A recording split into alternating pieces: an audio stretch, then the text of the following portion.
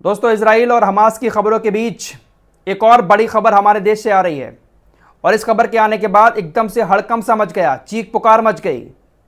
मामला जम्मू कश्मीर का है। जम्मू कश्मीर के डोंडा में एक बस पहाड़ पर जा रही थी। अचानक से उस बस का संतुलन बिगड़ता है और बस पहाड़ से तकरीबन 300 फीट नीचे खाई में आकर गिरती है। इस बस में उस वक्त तकरीबन 58 लोग मौजूद थे, जिसमें से अब तक 38 लोगों की मौत हो चुकी है। 17 लोग गंभीर रूप से घायल बताए जा रहे हैं। 300 फीट की ऊंचाई से नीचे खाई में आकर गिरी। बताया जा रहा है कि पहाड़ पर एकदम से मोड़ भी था और मोड़ पर ही चढ़ाई थी।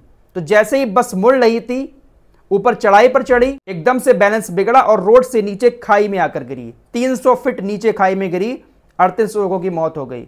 बताया जा रहा है कि इस बस में क्षमता से ज्यादा सवारियां बैठी हुई थी, इसीलिए मोड़ पर और चढ़ाई पर चढ़ने में बस का बैलेंस बिगड़ गया और यह बड़ा हादसा हो गया। 17 लोग गंभीर रूप से घायल हैं। अभी मरने वालों का आंकड़ा और बढ़ सकता है। एकदम से चीख पुकार मच गई, लाशें लाशें हर तरफ नजर आने लगी। एक और बड़ी खबर उत्तराखंड के उत्तरकाशी से आ रही है। पिछले 85 घंटे से 40 जिंदगियां एक गुफा के अंदर, एक सुरंग के अंदर, एक टनल के अंदर फंसी हुई हैं। दोस्तों, उत्तराखंड के उत्तरकाशी में चारधाम प्रोजेक्ट के तहत ये टनल जो है वो ब्रह्मकाल और यमुनोत्री नेशनल हाईवे पर सिलक्यारा और डंडल गांव के बीच बनाई जा रही है। अभी ये टनल जो है वो निर्माणाधीन है। यहां पर अभी काम चल रहा है, पूरी तरह से बनकर तैयार नहीं हुई है। 12 तारीख की सुबह 4 बजे यहां पर तकरीबन 40 मजदूर थे।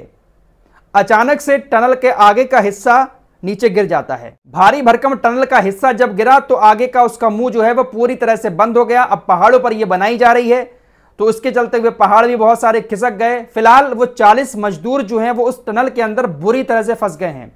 पिछले 85 घंटों से हर एक कोशिश की जा रही है। भारत के अंदर बड़ी से बड़ी टेक्नोलॉजी का इस्तेमाल करके, बड़ी से बड़ी मशीनों का इस्तेमाल करके टनल को हटाने की कोशिश की जा रही है। मशीनों के अलावा 24 घंटे तकरीबन 200 से ज्यादा लोग वहां पर काम कर रहे हैं, लेकिन अभी भी उन लोगों को बाहर नहीं निकाला जा सका है। हालांकि अच्छी बात यह है कि जो मजदूर टनल के अंदर फंसे हुए हैं उनसे कम्युनिकेशन हो पा रहा है।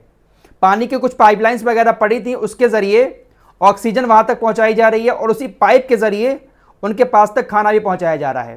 फिलहाल अभी टनल के अंदर 85 घंटे से फंसे हुए 40 के 40 लोग पूरी तरह से सेफ हैं, जिंदा हैं, लेकिन जिंदगी को बहुत ज्यादा खतरा है। अगर वो पाइप ना होता पानी वाला जिसके जरिए खाना वाना पहुंच रहा है, ऑक्सीजन पहुंच रही है, तो शायद ये एक बहुत बड़ा हादसा हो सकता था।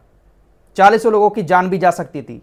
लेकिन अब सेना की एक बहुत बड़ी मशीन को वहां पर लाया गया है और इस मशीन के जरिए पूरी कोशिशें की जा रही है कैसे भी मलबे को हटाएं, क्योंकि मलबा हटाया जाता है, ऊपर से फिर और मलबा आ जाता है। कई ट्रक मलबा, सैकड़ों ट्रक मलबा 85 घंटे में वहां से हटाया गया है, लेकिन जितना हटता है उतना मलबा और ऊपर से आ जाता है। तो बहुत सारी ऐसी कोशिशें की जा रही हैं कि एक बड़ा सा पाइप टनल के अंदर डाला जाए जो वहां तक पहुंचे और उसी पाइप के जरिए ये मजदूर बाहर आ जाए। फिलहाल इस हादसे की मॉनिटरिंग प्रधानमंत्री कार्यालय से हो रही है। सेना ने भी अब इसमें ज्वाइन कर लिया है। कहा यह जा रहा है कि कल शाम तक अभी लगभग 24 घंटे और हैं, सभी मजदूरों को सही सलामत निकाल लिया जाएगा। लेकिन यह बहुत बड़ा हादसा है। 40 जिंदगियां 85 घंटे से एक टनल के अंदर फंसी हुई हैं। तो ये 2 बड़े घटनाएं हमारे देश में सामने आई जो आपके सामने रखी। फिलहाल इस रिपोर्ट में इतना ही। मिलते हैं एक और नई वीडियो के साथ, तब तक के लिए अपना ख्याल रखिए।